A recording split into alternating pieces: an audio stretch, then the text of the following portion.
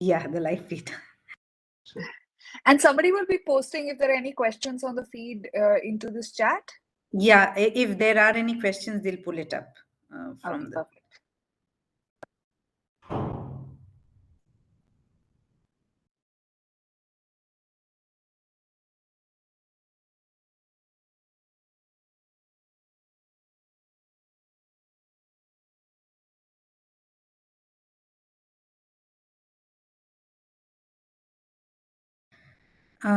I think if you want to start the live feed, you can. Just give us a cue and then we'll start if you're ready.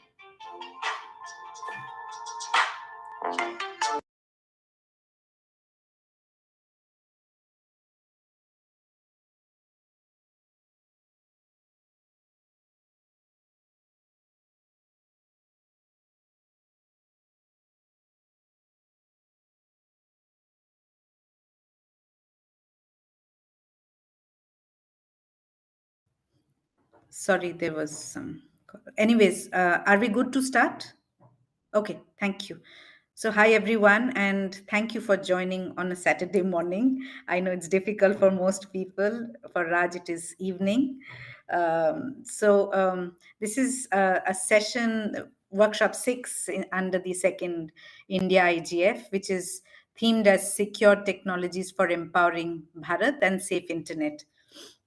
So to give a brief background of why this session, it's because if we look at it, Indian government has been uh, introducing various schemes under the Digital India campaign and trying to connect most of the people and the government services online.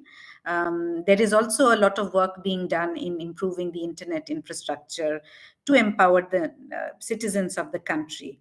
While the aim is, and while doing so, the aim is also to ensure that there is safe, secure, and trusted online services, and the citizens can use these services confidently. Especially now after the pandemic, when even a vegetable seller is selling and even receiving money online, and the small businesses are going online or expanding their markets online. And most of the citizen centric services are also going online.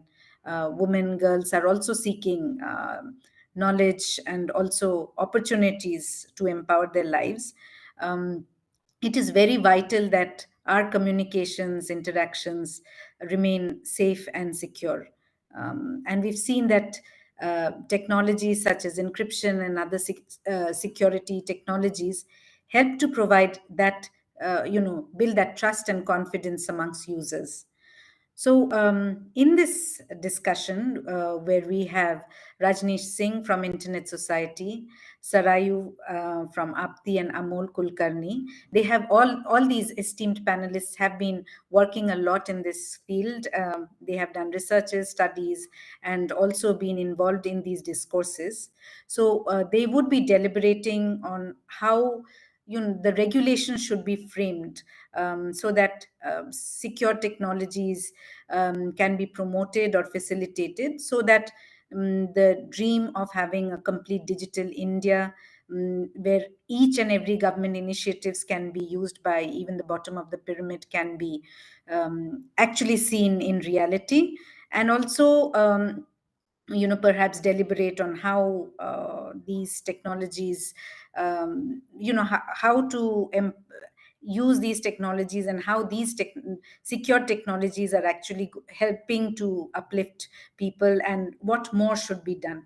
So without much ado, I would ask the panelists, since we just have 50 minutes and we want to take some questions also, and each of the panelists, at least in 5 minutes, that what your perspective is on how regulation should be framed, so that secure technologies can facilitate a digital Bharat, and where other government initiatives also can be accessed securely. And I know, you have been doing some research, Sarayu, and even you, Amol, from CUTS, and ISOC and GEC has been doing a lot of work on this. So from your perspectives, what do you think? How should it be done? So, ladies first, Sarayu first, then we'll go to Raj and then Amol. Thank you for that, Amrita. And thanks for hosting this discussion. I think it's a very critical part of the conversation. As India enters its G20 presidency year, having a conversation about a safe, secure, empowered internet is, I think, very, very critical. And I think secure technologies are a fundamental building block of that. I think that, there are very many ways to parse the question of thinking about regulations, but perhaps first I could very briefly talk about our own work in this space. We've leaned a lot on both the work of ISOC as well as CUTS in doing our work, but our work explored the social and economic benefits of encryption. So we both looked at it qualitatively through the perspectives of various stakeholders to understand how they understood encryption and secure technologies more broadly speaking. And then we also tried to model a little bit the economic benefits of encryption in and of itself. We looked specifically at E2E, but of course, secure technologies is a broader conception that one must keep in mind.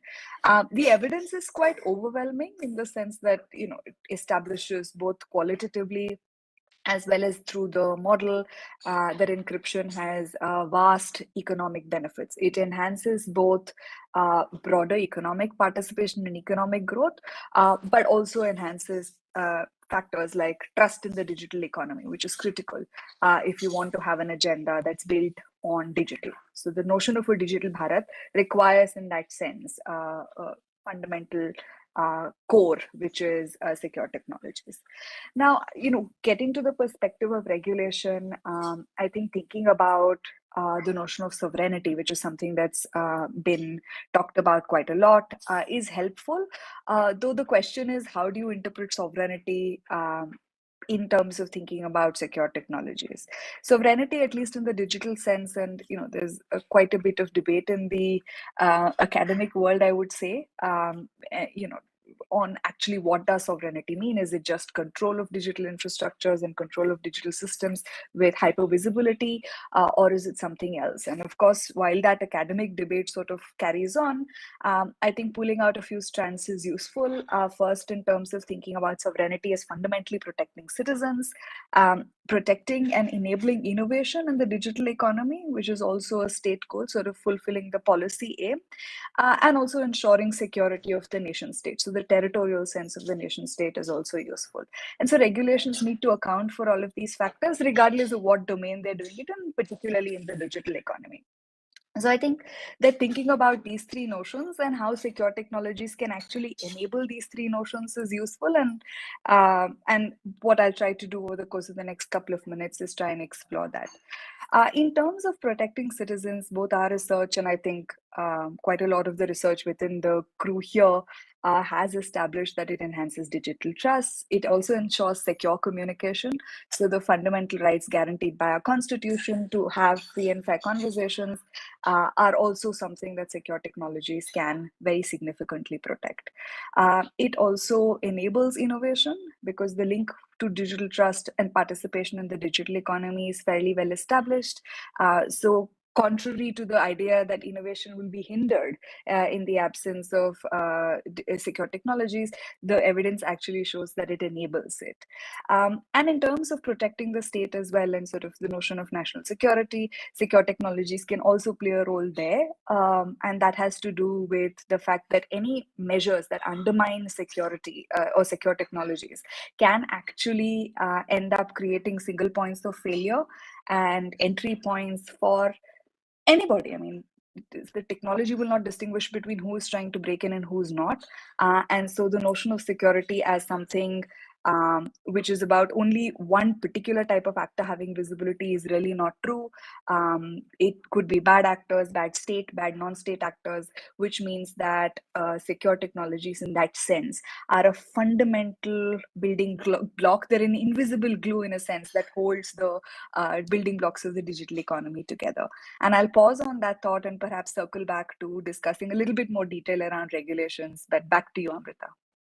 Thank you. Raj, I'll go to you. Most of the times the discussions are national interest, national security versus, that's the debate which comes in. But however, sometimes we actually forget that secure technologies have, as in the if you look at the studies done by Sarayu's team and even Amol's, present that it has an economic benefit also. It empowers people. So how do you look at it, as in when you're looking at it from the global perspective, and also when you zoom down into India? Okay, so I'll take a slightly higher level view and response, because Sarai and Amol's organizations have done some very extensive work in analysis on this. So, and to people listening into this session today, if you haven't seen the output of their work, please do. I do highly recommend that you read what they've done, as well as what my own organization has done in this space in collaboration with other people in India in particular. But let me, as I said, I want to take a slightly higher level view of this. And let me start off by saying that we often say things that apply in the offline world apply online as well. And so very often, I think we keep on ignoring that, or maybe sometimes forgetting about that very one clear fact. Now, security is no different. Just as we prioritize personal security and security for things in the offline world, for example, jewelry, watches, and other valuables, I think we need to do very much the same for prioritizing security in the online world.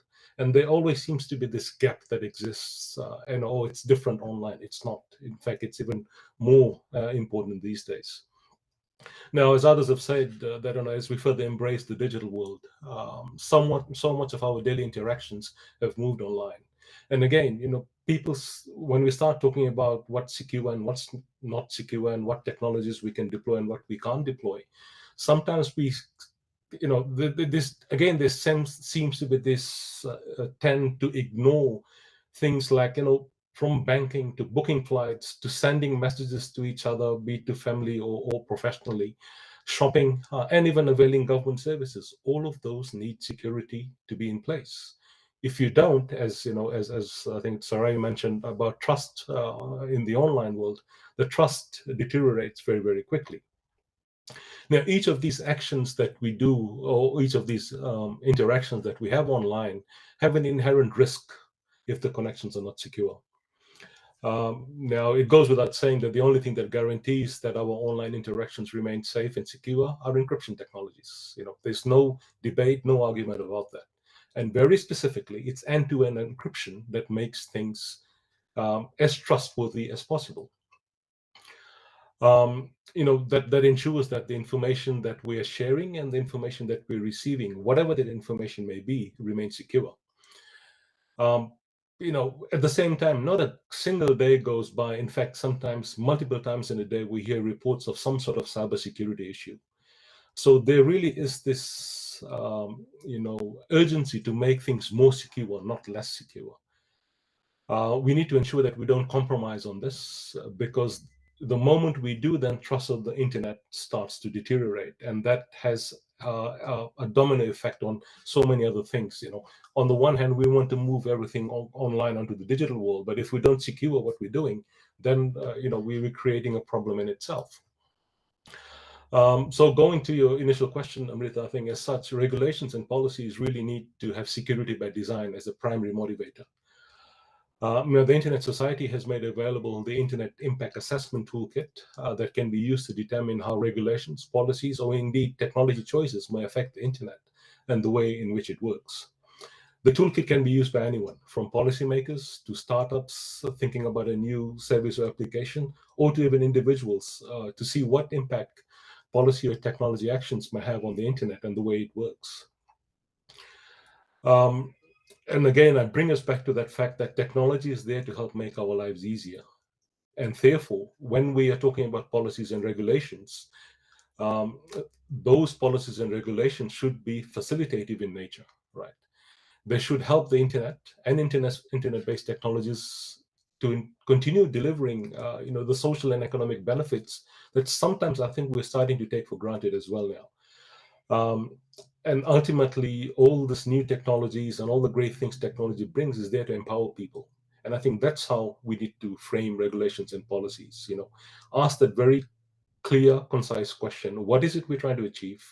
Are we trying to allow things to innovate and develop and evolve, or are we trying to force them in a manner that, why do you need to do this? That question sometimes seems to be asked by technology, by regulations and policies that are being put forward. They seem to be put forward as a barrier rather than as an enabling environment, and I that I was going to say that annoys me. It does annoy me, but it concerns me greatly as well. That policies and regulations fundamentally should be facilitative in nature, not as a barrier to things. So I'll pause there, Amrita, and let's hear what Amol has to say on this. Thanks, Raj. As in, two or three things which actually you mentioned is security should be by design, and policies should be facilitative by nature and not hindering what we want to achieve. With that, let me go to Amol. Thank you, Amrita. It is a pleasure to be here and work and speak alongside experts like Sarayu and Raj. Obviously, we have gone through their work. And at Cuts, we do a lot of. Am I not audible clearly? Okay. At Cuts, we do a lot of work with consumers, for consumers, and therefore in the space of secure technologies as well. We have done some consumer-facing work, including some surveys with consumers to understand their awareness and expectation with secured technologies. Now, I'll just paste the link of some of our findings here. But basically, what we see is that there is a genuine expectation amongst consumers that the messages or the information that they are sharing are read and received only by the recipient. And in case there is a suspicion that the technologies are less secure, the extent of communication or the people with whom they are communicating, that is likely to reduce. So there is a genuine possibility of harm to consumers if we are weakening secure technologies or weakening end-to-end encryption. And I just want to sort of pause and state here that the objective of this session is safe and trusted technologies for Bharat. And most of the consumers and citizens in Bharat are at the fringes. They any one bad behavior or one bad incident can take them back to non-digital world, which can result in lack of access or inadequate access to services which are meant to empower them.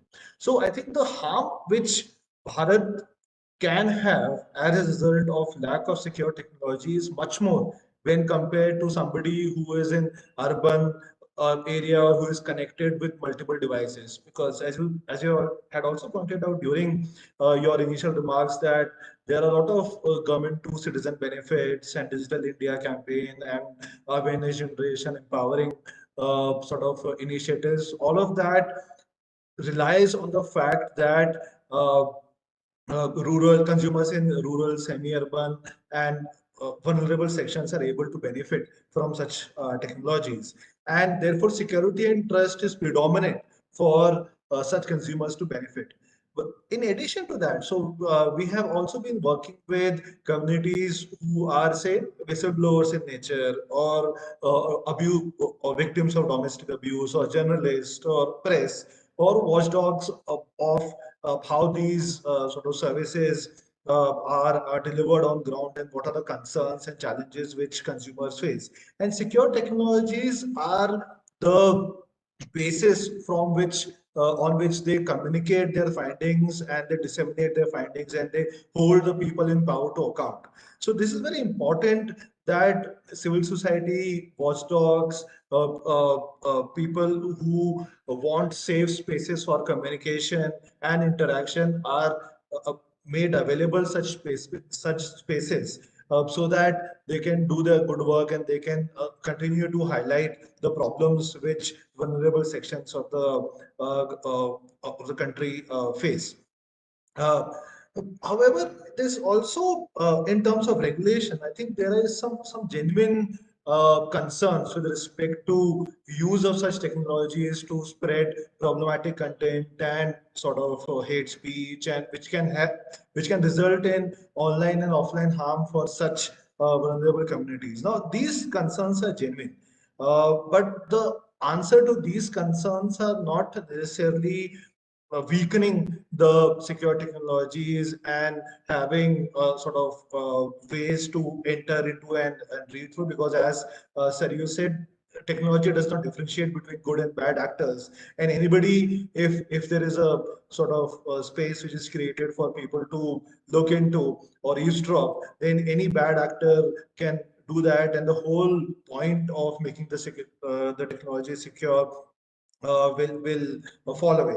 And therefore, there is a need for a, a comprehensive regulatory impact assessment or cost benefit analysis before proposing any regulation which can impact the security of such technologies. There is a need for clear study to understand what could be the possible unintended consequences of such technologies, particularly on Bharat and rural communities, because they stand to lose much more as against some of the benefits which might accrue in terms of reducing misinformation, hate speech, and also alternate ways to address similar concerns need to be sort of designed for an optimal regulation. I'll just stop here maybe, and I'll come back in the second round. Thank you. Thanks, Amol. So, if I can, you said many things, but what resonates is that consumers want secured communication. If the communication is not secure, they are not likely to use those platforms or tools to that extent and look at, they may look at offline alternatives, which is not something which we want. The other thing is what you mentioned is before any regulation is being drafted, there needs to be a comprehensive study on whether, how it would be benefiting, the cost benefit analysis of actually bringing in that kind of regulation. And perhaps there are genuine issues which law enforcement and others are raising, but is making the technology less secure going to be the solution, or are there other alternate solutions which can be explored? That needs to be, I think, discussed more, that there may be alternatives to it also. I think that's the message which you are trying to give. So I had another question, but in case after your initial thoughts any of you want to kind of react to any of the others. But we find, as you have mentioned, that secured communications are a conduit for fake news, spreading information or images, etc., which is not required for children, the CSAM things and all that. So those are certain things, or it harms law enforcement, etc. But does the good outweigh the bad is also something which we need to discuss.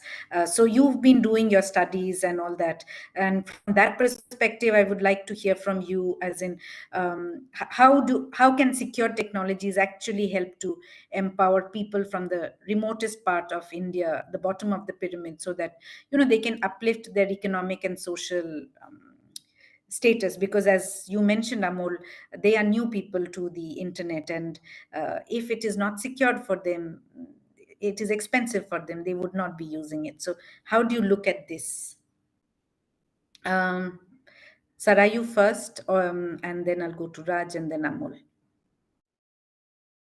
Perhaps Amol is best suited to do this first, Okay. given the extent and depth of his work. And yeah, I will just hand Fair over to enough. Amol and Amol, then you go come back, first. because I wanted to tackle a slightly different dimension. Back to you, Amol. Fair enough. Yes, thank you, Amrita. Thanks, Sarayu. So I think definitely there are various innovations which are happening to make technology secure and empower vulnerable communities, including sort of women and other groups to ensure that they can use such technologies confidently and with trust. And these innovations are happening not only in India but in other countries as well. So we see things like sort of fingerprint lock or iris scan or and such other mechanisms through which access to bank accounts is only limited to the person who owns whose sort of fingerprints or lock iris are stored. So there could be security concerns around this also, which could be tackled, but this could be one of the ways to think about this. Then we have also seen innovations in other countries to sort of highlight alert finger mode. So, for instance, if there is a fraud and you have punched, you have saved your 5 fingers, but your thumb print is something which is alert finger, and in case there is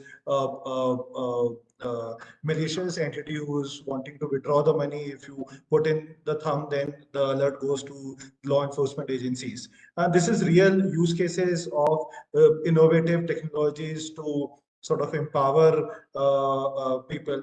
We have also seen use of secure technologies with community organizations. So, for instance, community radios, and there are child protection call centers which use secured technologies and which are functional 24/7 to sort of record messages and to call back to alert security agencies and law enforcement agencies, and to prevent some of the offline harm that we are sort of witnessing in rural parts of the country. At Cuts, we actually have grievance redress centers, and we run child protection helpline known as Childline.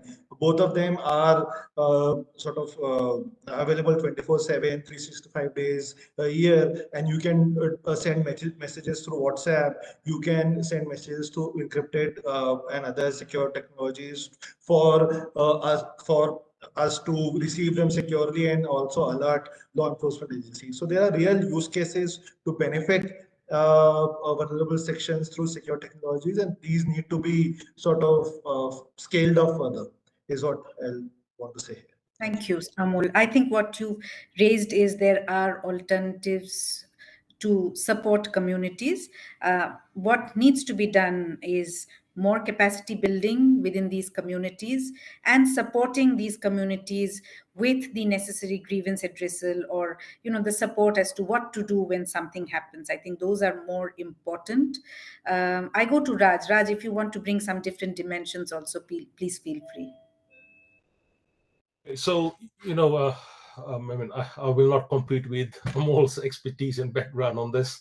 So, and I think he very well captured, some of the things that are out there that can help people. So again, I'll go with a slightly higher level perspective on this again. And it's also because it's not just about India, right? It's also other parts in the region, other countries in the region, and other parts of the world as well. The similarities are there, the commonalities exist in what the issues that we're all trying to face, right? And I will go back to my favorite term of the day again today: security by design, right? Now, it's easy to say that we need to educate people on digital security, and we'll run an awareness session on this and that, and misinformation and fake news, or whatever else you want to call it, right? Or abuse online, and etc., etc. I absolutely agree with that. Of course, we need to do that, as education does remain key to increasing awareness. Ultimately, there's no, that's the way to do it. But in practice, it's not so easy, is it? Right? Now, take India as an example. It's a diverse country, people, culture, languages. You cross borders, and people are very different in culturally, and be it a language or even the script they use, right? And it also comes through to how people engage socially as well, right? There are differences. That's what diversity is all about. Now, when we start talking about people from remote areas or those at the bottom of the pyramid, they're the ones who gain most from technology and being online, or can gain the most. Yet, they're also probably the ones who are the most vulnerable. Yeah, and I'd be, and that vulnerability is problematic because for those who are newly online, the online world can look very attractive, and is indeed, it's a place of wonder, right? I think I would even say that all of us, when we first started exploring the online world, there's an interesting array of things out there. Not all of it is good, not all of it is bad either. There's a mix of things, as there is in real life, right? But online also has its threats, and those newly online or without the necessary digital skills or security skills can very quickly become disenfranchised, right? And particularly take the context of some remote rural village in the middle of the country somewhere, where things like be it fake news or distribution of images or whatever, can very quickly cause issues and problems in the local community, right? And that's what that disenfranchisement that I talk about. So trust on the internet is important, as we've said, but as well, it's trust off the internet is so very important, right? They sound similar, but they're two very different things, and I think we need to ensure that both remain in play. And again, I mentioned security by design, which is, as I said, my favorite term for the day. And the second favorite would be end-to-end encryption, because those are the basic steps that will ensure that we have online security for all. I don't see that there's compromise or there's room for compromise on that. Once we have those basic security things in place, then we can build on that foundation with digital literacy skills and user awareness and so on. As I often say, if the basic foundations of the internet and internet-based technologies are not secure, how can we secure anything higher up? And the example I always like to give is, it's when you build a house, you don't build the roof or walls first, right? You start by building the foundation. And that's, I think, what we need here as well, right? If the foundation is not secure, that house will fall apart. And very similarly, if we don't have a secure security foundation for the digital world, very quickly things will start to crumble. So let me pause there, and I hope it's a bit of food for thought from a slightly higher level perspective. No, thank you, Raj. I completely agree. And when you were speaking before you came to the house and foundation, even I was thinking that way, that the foundation needs to be there for anything else to stand. So, Sarayu, over to you. Thank you very much. I think it's hard to follow those two sets of comments, but just on the points that both Raj and Amol made about vulnerability, there's also a lot of evidence that to show that there are sort of intersectionalities even within vulnerability, which means that women, for example, are much more harmed by the consequences of any kind of harm that occurs, whether online or offline.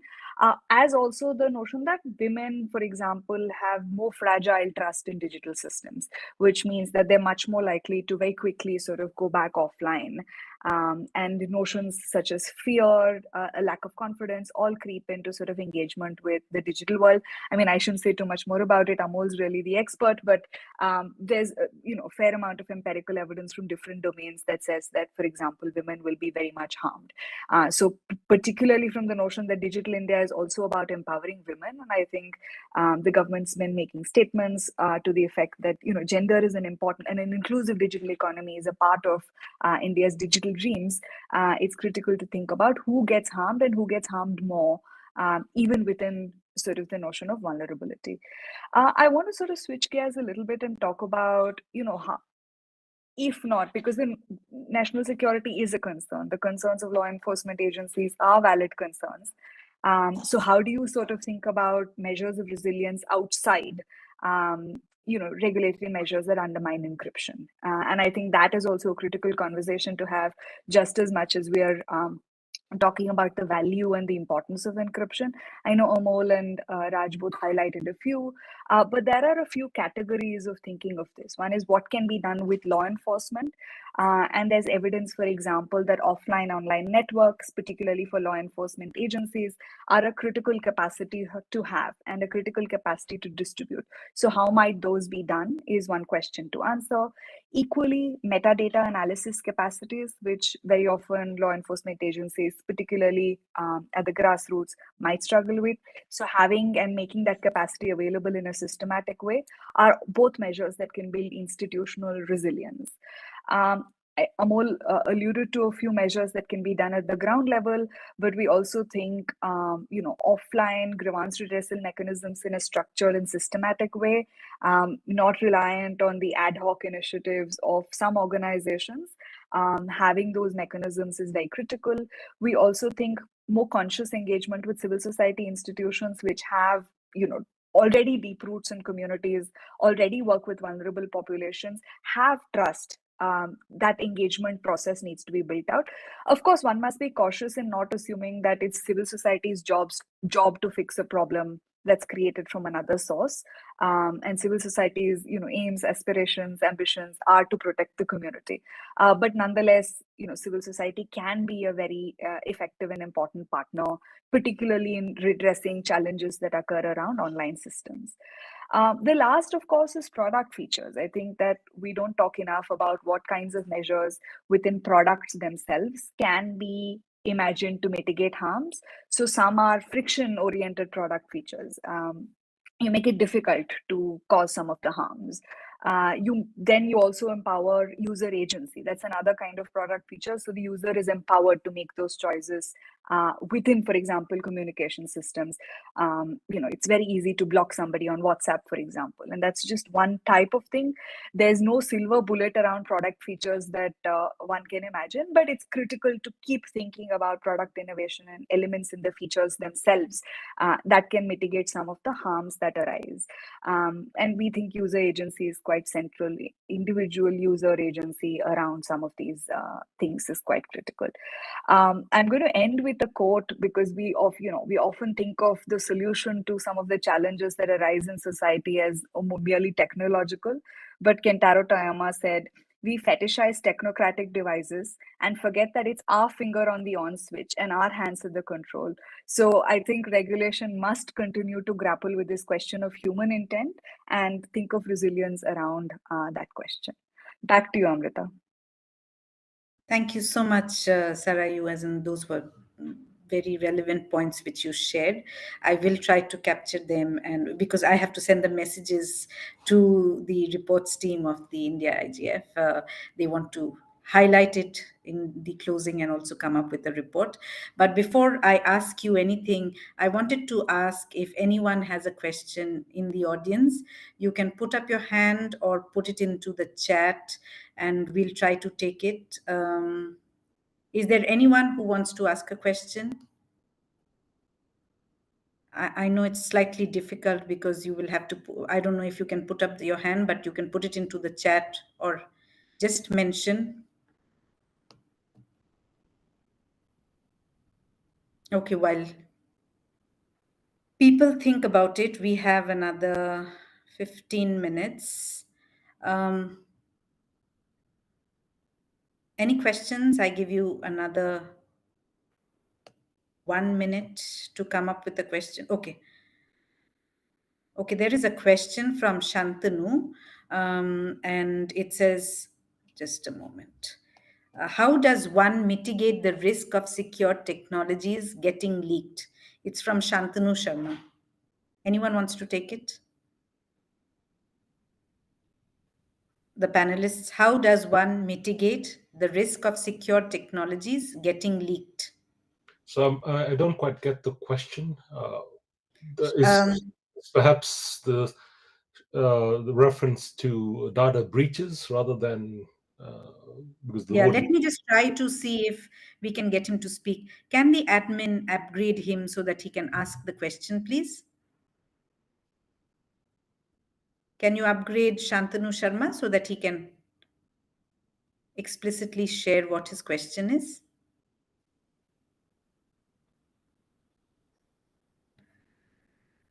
Or Shantanu, can you put it on chat? Are you talking about data breaches or some, access which someone gets in, but inadvertently?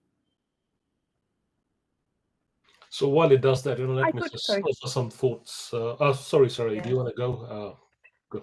No, I just had a very quick response to what I think might be one of the aims of the question, which is how does one ensure the security of secure technologies themselves? I think there have been instances of secure technologies being breached, leakages occurring from seemingly secure systems. One dimension to that we must constantly have on the table is, governance of uh, data access in the first place. I think that we don't talk enough about measures, for example, at the firm level, which navigate what kinds of threats and what kinds of challenges might arise to secure systems. And I think, Kentaro Tayama's invocation, as well as just, the notion that the technology is merely a device in the hands of entities that use and govern them. So thinking about governance frameworks at the firm level, as well as regulatory frameworks that govern sort of broader questions around the use and deployment of secure technologies is quite critical. Um, so I'll pause there, and hopefully Shantanu can now ask his question directly. But back to you, Amrita. Thank you. I think there are some issues in upgrading him, but Raj, please go ahead. You wanted to say something. Yeah. So, sorry, you covered a little bit of what I was going to say. But, as she was speaking, I had another thought, and because my mind was on a cricket match, which is about to start. So let me give you a cricketing sort of analogy here. Security and cybersecurity and security in technologies is, it's like a cricket match that never ends, right? So you've got your fast bowlers who come in and break the wicket, the stumps apart, and then you've got a solid batsman who keeps hitting six after six, which is fending off these attacks. But that doesn't mean you won't get a bowler who comes in with a googly and takes your wicket next ball, right? So and so what I'm trying to say is that it's a never-ending game. It's a never-ending tussle between those who protect and those who want to infiltrate, right? Also realize that there's also the enemy within, right? Now, sometimes you can put up the greatest firewalls and other secure technologies to protect from the outside world, but if you have someone internal to your network, to your organization, who is hell-bent on doing some sort of mischief, be it intentional or non-intentional. That's also a dimension that comes into play. Sometimes it's unintentional that a breach happens. So you need to protect against that too. So it's a game and it's a match, as I said, that never ends, right? So you need to keep on looking at what are your internal governance structures, what are your security protocols, and as new threats emerge, you need to keep updating that. You can't just put something in and say, okay, we all set and there'll be no problems forever and ever more. That does not happen, right? So that's why it's the match that never ends, right? Right, thanks. So we have typically 9 minutes, so I would ask you to share your last thoughts in terms of crisp recommendations. And there is also a question from Kapil Goel, just in case you would be able to respond together, is would you suggest comprehensive security framework or guidelines to address security concerns, especially for rural communities? Over to you. And Raj, football matches are now on, and you're talking about cricket. So, What can Amol, I start with you. what can I say? Amol, I start with you, then Raj and Sarayu, and then we end. Sure, thanks, Amrita. And I just had a small comment on the previous question as well. So, as Raj had mentioned, that once if you're secure doesn't mean that you're secured every time. You need to constantly upgrade your features, and we have seen things like fat finger errors and other errors wherein humans are at fault more than the technology itself, and therefore continuous upgradation, capacity building, evidence generation, audits are required to ensure the institutions are humans who are managing the institutions are aware of the risks and carry out their functions appropriately. Also, the last thoughts that you had asked for. So I think earlier Raj was talking about security by design, uh, which can also be sort of incorporated in the regulation. And we have seen different formats of privacy by design, security by design, coded, hard coded into the law so that the industry and the service providers can incorporate them. And I think, sir, you also talked about some of the mechanisms or models through which it can be incorporated. But I think all these, there is a compact which is required amongst the government, industry, and the civil society, consumers, and other stakeholders to ensure that the ecosystem remains secure. It's not regulation comes first and the industry follows, and then the consumers and civil society work. Everybody needs to sort of work together in real time because we do not have a lot of time, and we cannot wait for foundations to be built for the walls to be built after that. I think the all efforts need to go together. And lastly, I think regulators are also using technology to identify malicious bad actors and keeping communication secure. I recently read that the telecom You regulator. would have to reduce it. We just have 3 minutes for each of you. No, I just sort of there are RegTech and SupTech initiatives. I think TRI is using DLT technology to identify spam callers and also weed them out of the system. I think something similar is required to for regulators to up their game and keep the internet ecosystem secure. Thank you. Thanks, Amol. Raj, there is a question for you, but if you can, most of the security audits are in a point of time. Shouldn't we move towards an era of continuous compliance? With your parting thoughts, any thoughts on this? So very quickly, in response to Anupam's question, security audits at a point in time are so very 1990s, aren't they? So I think we have to change that mindset as well, right? And I agree, with the technology-based compliance mechanisms now available, I think there needs to be we need to gravitate towards that a bit more, and not we did the audit last year, sub TK, that doesn't work anymore, right? So that's one. Just to some closing comments. One, I think Amol maybe mentioned unintended consequences when he was speaking earlier, and I just want to highlight the fact there that that is so very true. Not every regulation or policy is intended to do bad things, right? The problem is it hasn't been considered with the 360 approach, where that what are the unintended consequences. So that's why I pointed to our internet impact assessment toolkit as an example. So that's one. The other is the need to have this multi-stakeholder approach. We can't leave this to one entity, group, person, organization. It can't be just government, it can't be just law enforcement, it can't be civil society, it can't be the tech companies, right? Because this whole digital world is so much bigger than that now. It permeates everything that we do, right? So that coming together and having a common understanding of what needs to be achieved, and what the common goal is so very important.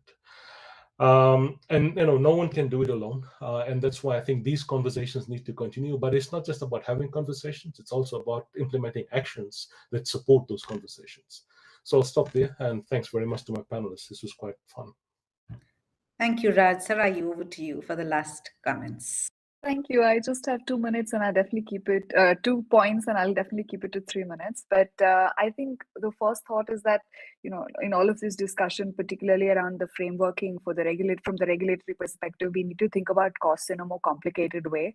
It's not necessarily just the financial costs, but there's a whole lot around compliance. There's also risks, because with very many traceability regulations, what you're also creating is honeypots of data, which bring with it inherent risks, and making a whole amount of information that is vulnerable.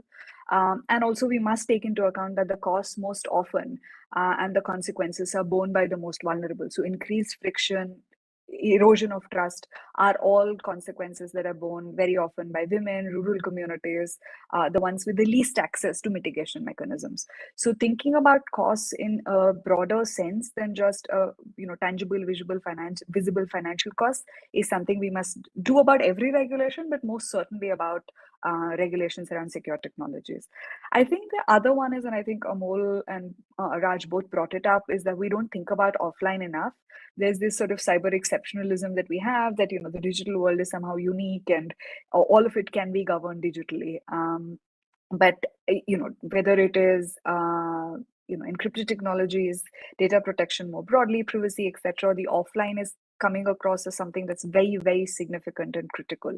So thinking about resilience of institutions alongside is very important. So whether it's law enforcement agencies and their capacities, community and community organizations and the roles they play, as well as product features, alongside thinking about regulations around secure technologies is also critical. I'll pause. There's a whole lot. I feel like this discussion can go on for very much longer, but back to you, Amrita. Thank you so much. I think as a panel, we've been good. We have 3 minutes to hand over to the hosts, but thank you so much. I actually enjoyed our conversation today, as in it was nice to talk with friends here.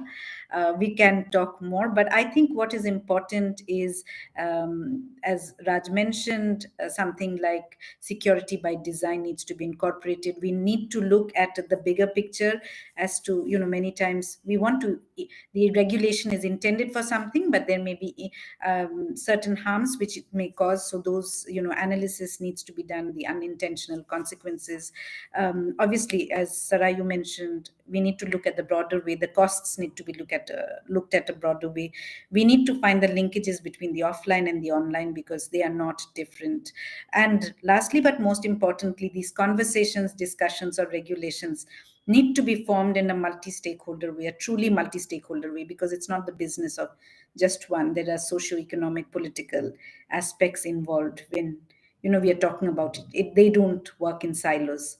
So with this, I thank you all for giving us this time, sharing your thoughts on a Saturday morning, evening. Thank you so much. Thanks a lot. Thanks. And I hope Raj can go enjoy his cricket match now. And then football later. Football in the evening. See you. Bye-bye. Bye, everybody. Thank you.